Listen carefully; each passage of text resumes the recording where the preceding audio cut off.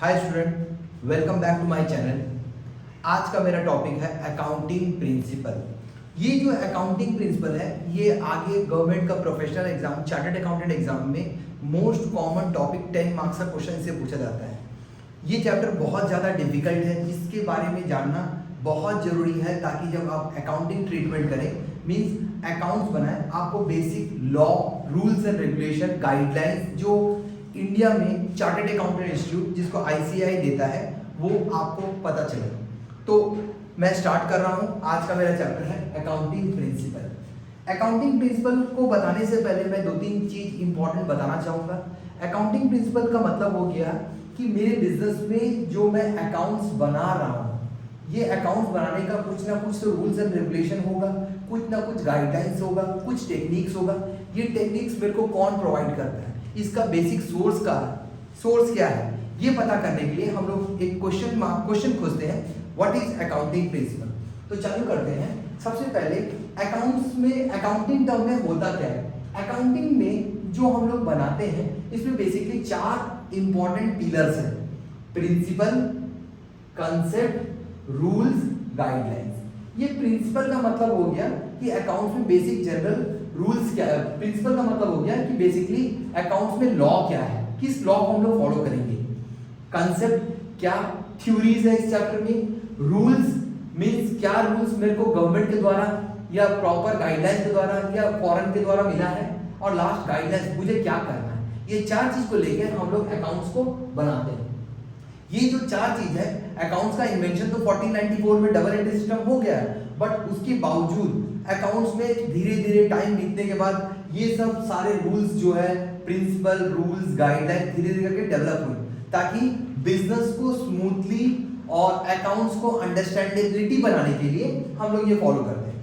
तो आगे देखते हैं। पहले सबसे पहले बात करें अकाउंटिंग प्रिंसिपल को चालू करने के लिए मुझे जानना होगा अकाउंटिंग स्टैंडर्ड। अकाउंटिंग स्टैंडर्ड ये गवर्नमेंट के द्वारा इंडिया में institute of chartered accountants of India के द्वारा दिया गया कॉमन गाइडलाइंस है जिसे सब बिजनेस को फॉलो करना पड़ता है।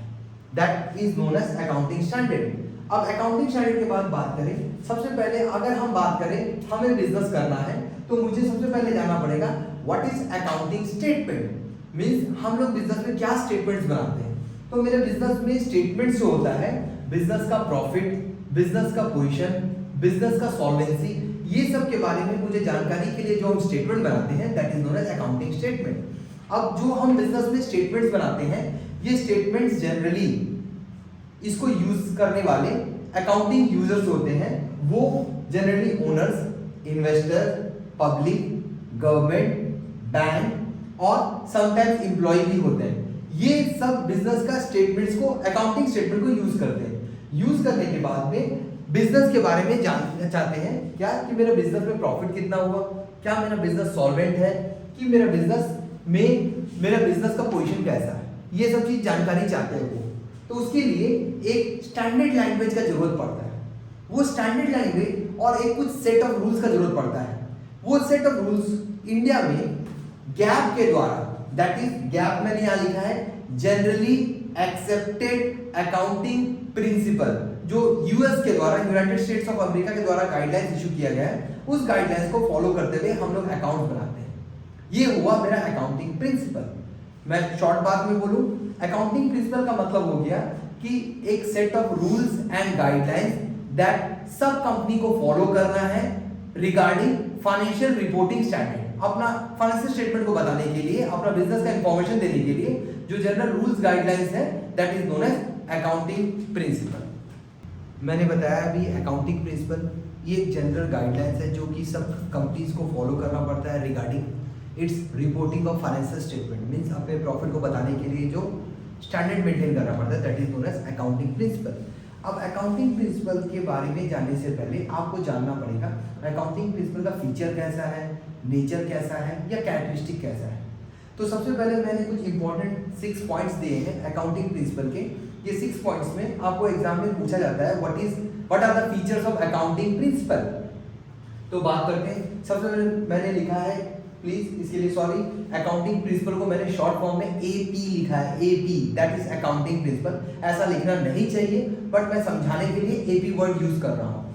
अकाउंटिंग प्रिंसिपल, सबसे पहला अकाउंटिंग प्रिंसिपल का फीचर्स है कि it is man made, means हम लोग over a period of time हजारों साल से विद एक्सपीरियंस से इसको प्रिपेयर किए हैं।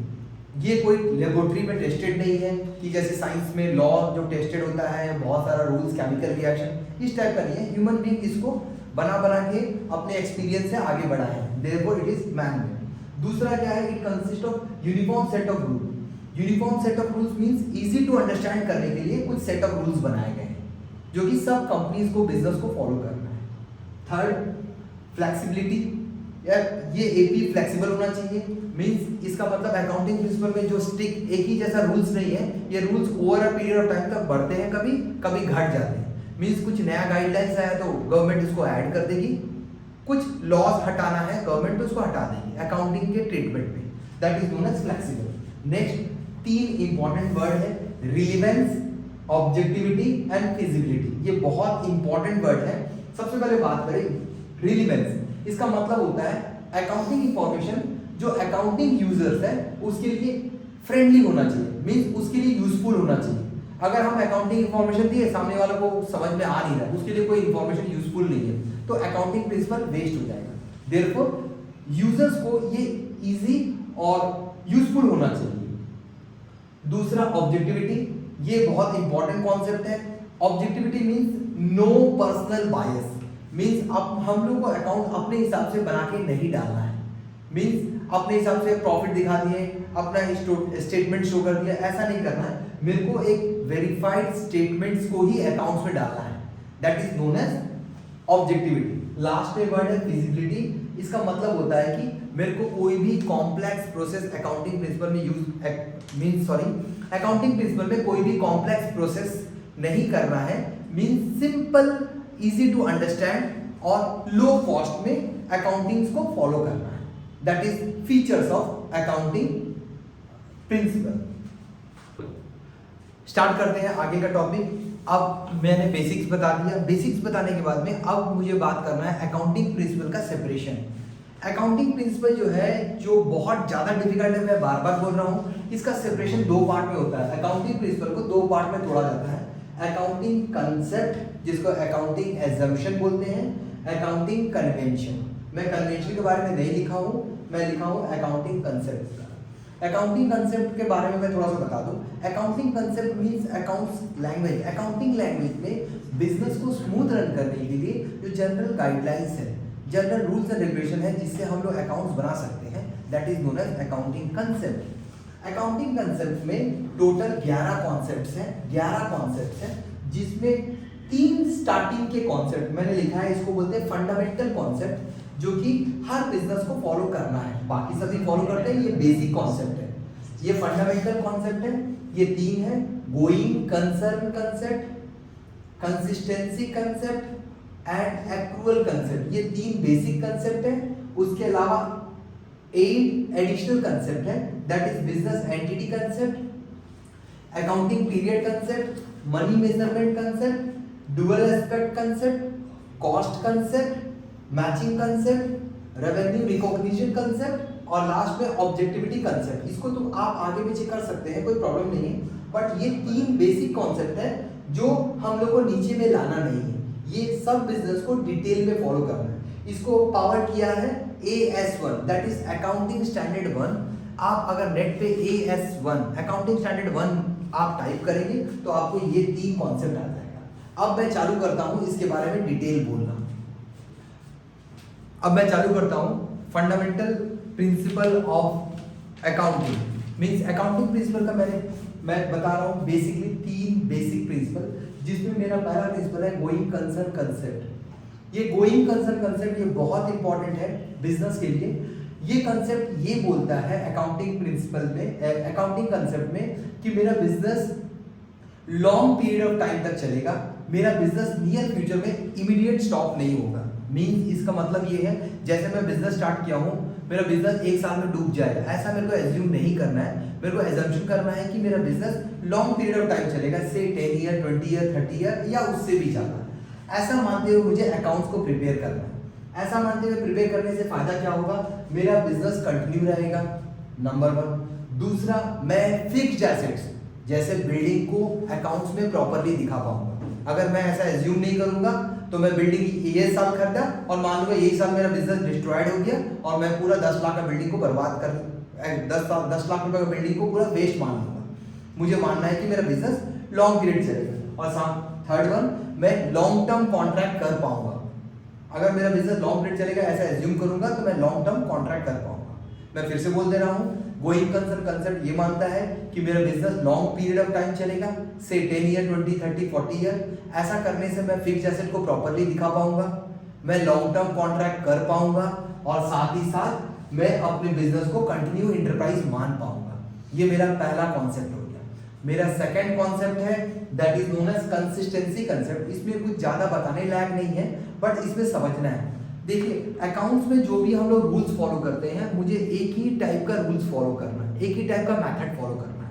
कंसिस्टेंसी मतलब स्टैंडर्ड परफॉर्मेंस, मींस हर साल परफॉर्मेंस, हर टाइम परफॉर्मेंस चेंज नहीं होना चाहिए। उसके बेस पे ये कॉन्सेप्ट को बनाया गया है, दैट इज कंसिस्टेंसी कंसेप्ट। इसका मतलब हो गया मुझे हर साल अकाउंट्स का एक ही मेथड को फॉलो करना है। मींस एग्जांपल मैं दे रहा हूं, जैसे एग्जांपल मैं डेप्रिशिएशन यूज कर रहा हूं। डेप्रिशिएशन मींस एसेट का प्राइस गिर रहा है, तो अगर मैं फिक्स मेथड यूज कर रहा हूं तो मैं हर साल वही मेथड यूज करूंगा।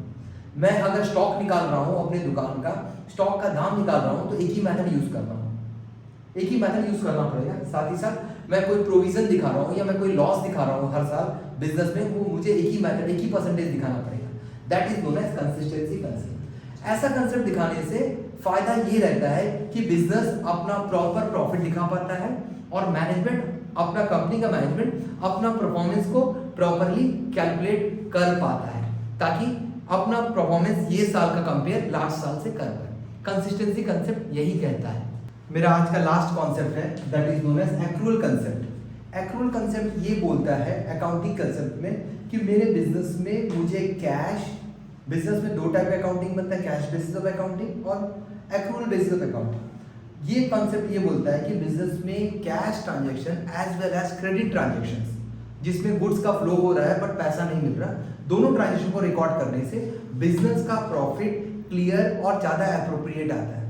आज के डेट में बिजनेस सारे क्रेडिट और कैश दोनों सेल कर रहे हैं, तो इसमें बिजनेस का अप्रोप्रिएट प्रॉफिट आता है। ये कॉन्सेप्ट यही बोलता है। फॉर एग्जाम्पल लेते हैं, जैसे एग्जाम्पल अगर मान लीजिए हम कैश बेसिस ऑफ अकाउंटिंग बनाते हैं, मैंने कैश सेल किया 40,000, कैश परचेज किया 30,000 और मैंने एक्सपेंसेस पेड किया 5,000, तो मेरे बिजनेस का प्रॉफिट हुआ 5,000, क्योंकि मैं सब कैश में ट्रांजेक्शन करता हूँ।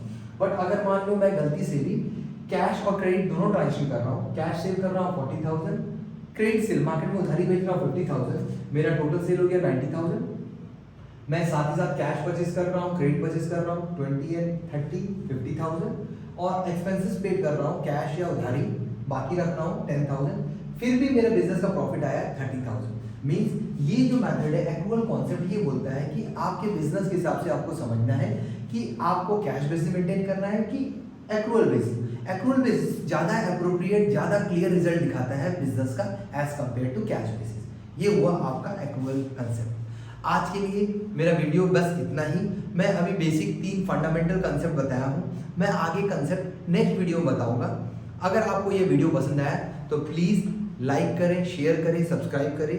नेक्स्ट वीडियो के लिए आप प्लीज़ वॉच करते रहें। Thank you.